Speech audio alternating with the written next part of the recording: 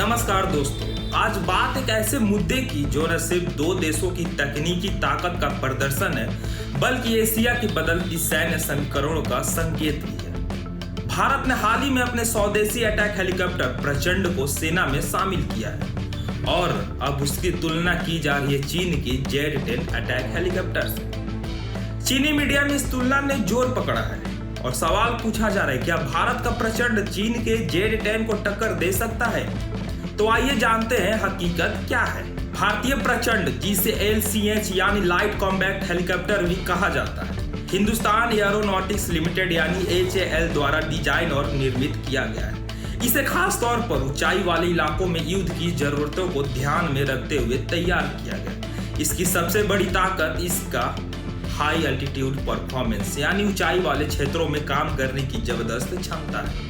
2020 के गलवान संघर्ष के बाद भारत को एहसास हुआ कि चीन के साथ सीमा पर तनाव कभी भी किसी भी स्तर तक जा सकता है और इस संदर्भ में प्रचंड की भूमिका बेहद अहम मानी जा रही है। अब बात करें चीन की Z-10 की, तो इसे चीन की सरकारी कंपनी चांगे एयरक्राफ्ट इंडस्ट्री कॉर्पोरेशन और चीन की मिलिट्री एयरक्राफ्ट डेवलपमेंट ग्रुप ने मिलकर बनाया है।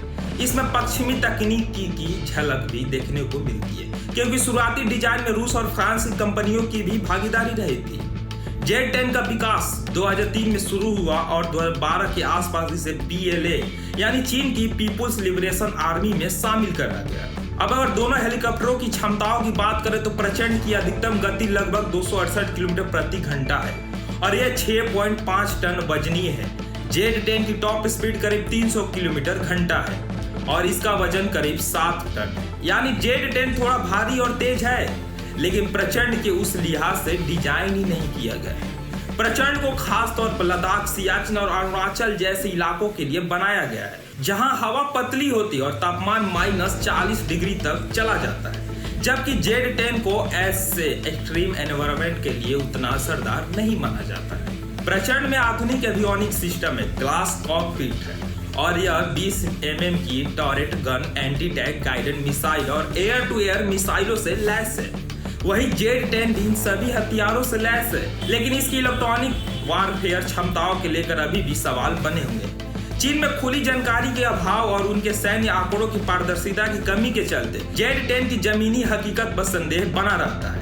चीनी मीडिया ने हाल ही में एक लेख में कहा कि भारत का LCH यानी प्रचंड अभी Z-10 के मुकाबले काफी नया और इसकी संख्या बहुत कम है, जिससे इसका इम्पैक्ट सीमित होगा, लेकिन यह कहना पूरी तस्वीर नहीं दिखाता। हकीकत यह है कि प्रचंड को HAL पूरी तरह से भारत में बनाता है, यानी यह 100% स्वदेशी हेलीकॉप्टर है। इसके पुर्जे से लेकर मैन्युफैक्चरिंग तक सब कुछ देश के अंदर होता है, जबकि Z-10 के निर्माण में चीन ने शुरू में रूस की मदद ली थी और अभी भी इसके इंजन पर चीन की निर्भरता पूरी तरह से स्वदेशी नहीं मानी जाती है।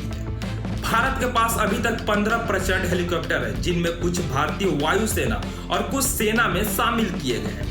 वहीं चीन के पास Z-10 की संख्या 100 से अधिक बताई जाती है। संख्या के लिहाज से चीन फिलहाल आगे है, लेकिन तकनीकी रूप से भारत के LCH ज्यादा विश्वसनीय और एक्सट्रीम क्लाइमेट फ्रेंडली माना जा रहा है। गौर करने वाली बात यह है कि भारत का फोकस क्वालिटी और जियो स्ट्रेटेजिक अनुप्रयोग पर है, जबकि चीन ने संख्या बढ़ाकर अपनी ताकत दिखाने की कोशिश की है। 2022 में भारत ने आधिकारिक तौर पर प्रचंड को इंडक्शन दिया था और तब से इसे सियाचिन और लद्दाख जैसे मुश्किल इलाकों में सफलतापूर्वक ऑपरेट किया जा चुका है। इसकी परफॉर्मेंस की सराहना खुद वायुसेना प्रमुख कर चुके हैं। कुल मिलाकर कहा जा सकता है कि प्रचंड और Z-10 की तुलना सीधे तौर पर करना सही नहीं होगा, क्योंकि दोनों की रणनीति और उपयोग का क्षेत्र अलग अलग है।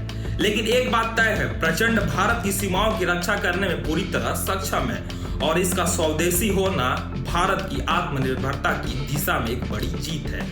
अगर आपको यह विश्लेषण पसंद आया हो तो वीडियो को लाइक करें, चैनल को सब्सक्राइब करें और कमेंट में बताएं, क्या आप मानते हैं कि प्रचंड आने वाले समय में Z-10 को पछाड़ सकता है?